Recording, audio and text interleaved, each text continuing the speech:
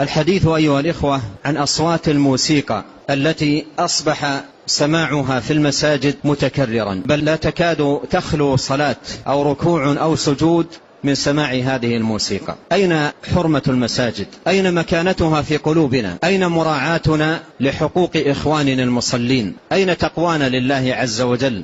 أين تعظيمنا لشعائر الله جل وعلا إذا كانت حالنا بهذه الصفة في أمر متكرر، مع أن كل من يحمل هاتف الجوال يستطيع كل مرة يدخل فيها المساجد أن يغلق جواله أو أن يجعله على الوضع الصامت، لكن كثير من الناس أصبح لا يبالي ولا يكترث بهذا الأمر، وأصبح المصلون وبشكل مستمر يسمعون الموسيقى وهم سجود وهم ركع وهم في صلاتهم وهم في دعائهم وهم في تسبيحهم، بينما المسبح والذاكر لله تبارك وتعالى وإذا بهذا الصوت الصاخب العالي يضرب هنا وهناك داخل المساجد.